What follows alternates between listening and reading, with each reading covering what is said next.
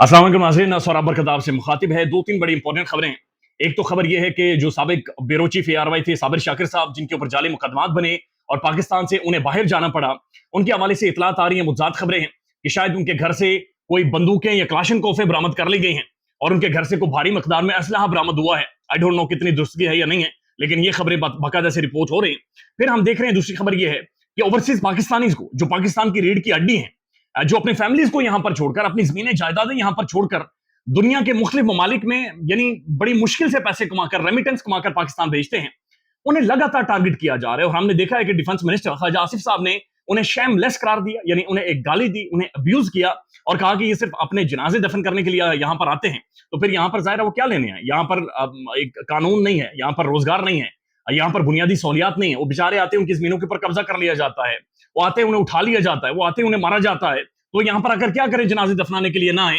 लेकिन बहरहाल ख्वाजा आसिफ साहब ने, डिफेंस मिनिस्टर ने उन्हें शेमलेस करार दिया। और उसके बाद हमने देखा कि एक निजी टेलीविजन के शो में एक अदाकारा जिसे कोई जानता नहीं है, जिसके नाम से कोई वाकिफ नहीं है, जिसकी कोई शोहरत नहीं है, जिसकी कोई क्रेडिबिलिटी नहीं है, उन्होंने ऐसे ही हंसते हंसते एक शो में कह दिया कि जो ओवरसीज पाकिस्तानीज हैं ये यहाँ पर आकर सफेद कपड़े पहनते हैं, कॉटन के कपड़े पहनते हैं और वहां पर ये वाशरूम धो रहे होते हैं। यानी एक दफा फिर तजहीक की है।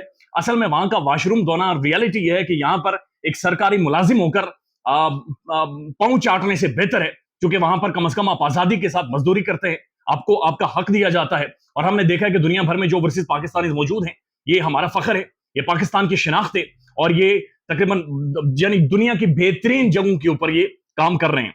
अब एक और जो डेवलपमेंट हुई है ये असद उमर साहब की है, जो उन्होंने काशिफ अब्बासी साहब को इंटरव्यू दिया और उस इंटरव्यू के बाद अभी तक लोगों को समझ नहीं आ रहा कि ये इंटरव्यू क्या था। यानी उन्होंने एक माइनस इमरान खान फार्मूला पेश किया या फिर उन्होंने एक तजवीज दी कि इमरान खान खुद ही स्टेप बैक हो जाएं, यानी उनका जो वोटर है वो इमरान खान को छोड़ेगा नहीं, यानी हम बंद कर दें, इमरान खान को कैद कर दें, हम जबरदस्ती खान को माइनस कर दें, लेकिन उसका जो वोटर है, जो तहरीक इंसाफ का को जानता है, जो जो पाकिस्तान की यूथ है, वो इमरान खान के अलावा किसी को वोट नहीं देगी। लिहाजा फार्मूला जो उन्होंने रखा लार्जली वो ये था कि इमरान खान खुद ही स्टेप बैक कर जाएं, पीछे हट जाएं, हमें लीड करने दें और दिस इज हाउ जो तहरीक इंसाफ का वोट बैंक है वो भी कहीं ना जाए और इमरान खान माइनस हो जाए। इसके बाद लोगों को समझ नहीं आ रही कि ये असद उमर ने कहा क्या है, और असद उमर की ट्विटर के ऊपर लोगों ने लथेड़ कर उन्हें रख दिया है, उन्हें मुंह लगाना मुश्किल हो गया है और लोग उन्हें भाग मिल्खा भाग के नाम से पुकार रहे हैं और अजीबो गरीब उनके ऊपर बातें कर रहे हैं। मैं 3 तजियाकारों के कमेंट्स उनके ऊपर रख देता हूं। अरशाद भट्टी साहब कहते हैं कि मुनाफकत, इससे बड़ी मुनाफकत नहीं हो सकती जो असद उमर ने की है। ये अरस्तु बनता था, पीटीआई का पढ़ा लिखा चेहरा था। इनकी तकारीर साइफर के ऊपर मैं आपको दिखाऊं तो आप हैरान हो जाएंगे कि जैसे ये पूरी दुनिया फतह करने जा रहे हैं। उन्होंने कहा कि ये वो लोग हैं जो कहते थे कि तेरा बाप भी देगा आजादी, हम छीन के लेंगे आजादी, और आज कोई इधर से भाग रहा है, कोई उधर से भाग रहा है, किसी की भागते हुए इतनी जुबान बाहर आ रही है। लीडर इनका खड़ा है लेकिन ये सब भाग रहे हैं। आज ये सब भाग मिल्खा सिंह भाग बने हुए हैं। खान के बयानिए के अगर ये मुखालिफ थे तो पहले बोलते, जब आपको पता चला कि खान गलत है तो आपको उसी वक्त बोलना चाहिए था। आप उस वक्त क्यों नहीं बोले? ये मुनाफकत की आला मिसाल है कि ये सिर्फ चूरियां खाने के लिए आए थे। यानी ये सब तहरीक इंसाफ में चूरियां खाने के लिए आई थी और इन्होंने सोचा था कि पीटीआई का चूंकि वोट बैंक बहुत ज्यादा है, इसलिए तहरीक इंसाफ के ऊपर खराब वक्त नहीं आएगा, मुश्किल वक्त नहीं आएगा, लिहाजा ये सारे चूरियां खाने आए थे। आज भागना नहीं चाहिए था, इन्हें खड़े होना चाहिए था, जाएं जेल काटें, सजाएं काटें, जाली मुकदमात को फेस करें और वहां से होकर मैसेज दें अपने वोटर सपोर्टर को कि हम खड़े हैं और वफा के रास्तों में हम खड़े थे, हम भाग मिल्खा सिंह भाग नहीं हुए थे। उसके बाद हामिद मीर साहब ने भी बड़ा दिलचस्प तबसरा किया है। हामिद मीर साहब कहते हैं कि मैं बड़े अदब से गुजारिश करूंगा, असद उमर कभी भी नजरियाती कारकुन नहीं रहे, उनके अंदर कोई नजरिया मौजूद नहीं था। एक मुलाकात हुई जिसमें जनरल बाजवा साहब मौजूद थे और चंद साफी मौजूद थे, मैं भी वहां पर मौजूद था। वहां पर जनरल बाजवा ने यह कहा कि कुछ भी हो जाए मैं असद उमर को जो फाइनेंस मिनिस्टर इन्हें बनाया गया था इस सीट से इन्हें हटाऊंगा, और उस दौरान आईएमएफ के साथ मुआहिदा करने वाशिंगटन के अंदर असद उमर साहब मौजूद थे। मैंने बाजवा के सामने असद उमर का केस लड़ा।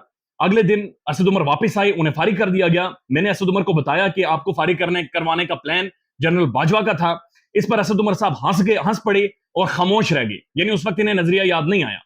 वो खान साहब के, इमरान खान के कानों में बार बार बताया करते थे कि फलाना ये कर रहा है, फलाना वो कर रहा है। असद उमर मुफाद प्रस्त इंसान है, ये अब छोड़कर भाग रहे। इसका मतलब बड़ा क्लियर है कि ये एक मुफाद प्रस्त इंसान था जो चोरी खाने के लिए आए थे।